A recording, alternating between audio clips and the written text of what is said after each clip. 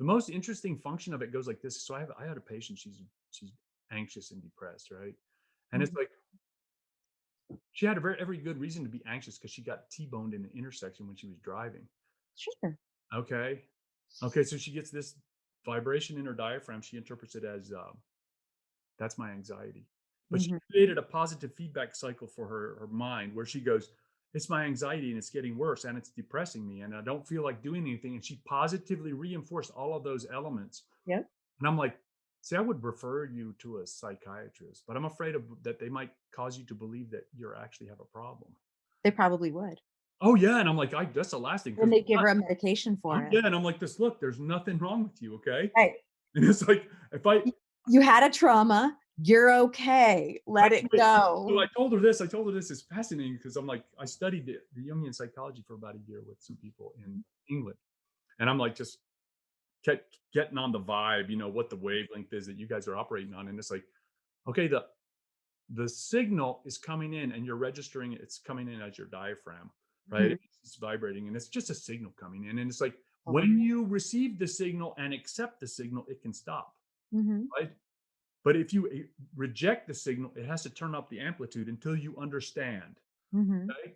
And I said, as soon as you accept it, it will go away. So it's like, well, what's the signal? I said, the signal was, I was in a car accident and it wasn't my fault.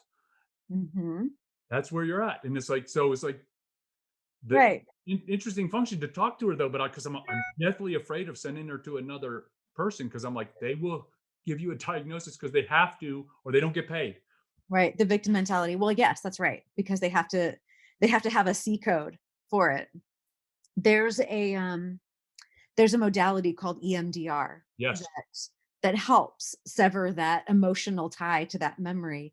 But energy and depression, I mean, anxiety and depression are two ends of the same spectrum. It's just either low energy or too much energy. She just needs to bring herself energetically back to the middle. And if she meditated and got in the beginning of every morning, got herself balanced energetically, she would have less and less of that one way or the It's other, like a those bipolar function. extremes.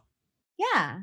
That's I would I would have her meditate for 3 to 6 months and see if that starts to subside itself and that everything else starts to work a little bit better in her life. excellent work. So this is what we call a curbside consultation. Yeah, there you You're go. doing great work because you just fixed me. I like you helped me to figure out that because I never made that attachment of the association of the anxiety and depression as a continuum with extremes and a polar They're just let's say interesting though it is the center has It's just failed. energy, right? Too much energy or too little energy. And to be honest, I just made that connection, I think Monday or Tuesday. So like yesterday or Monday. Right. I don't know. It just, I leave my mind open and this stuff comes to me and I go, yep, that's right. Of course that's right.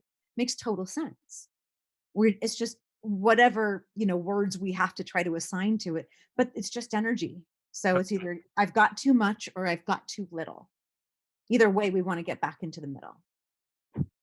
That's And right. we can do that.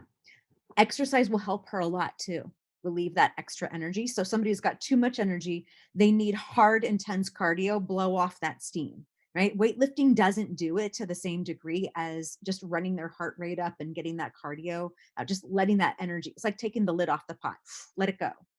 Right. But Right. it also helps the person who's depressed get their energy up. So Interesting. if you think about it, that intense cardio, if you're anxious, you need to, let that go to come back to the middle. If you're depressed, you need to bring your energy up and it's going to do the same thing. So it's the right answer for both. But I would also stay away from sugar and processed carbs. That sounds like a general prescription to me. That one is like how hard is that to figure out, right? It is, but it feeds into, I mean, it changes our brain chemistry because the sugar attaches to the same receptors as opiates. So we're just, we're training ourselves every time we eat sugar that this makes me feel good. This makes me feel good. I get a dopamine rush. No, And every time that's a positive reinforcement for continuing to do the same thing over and over again, even though we don't like the results.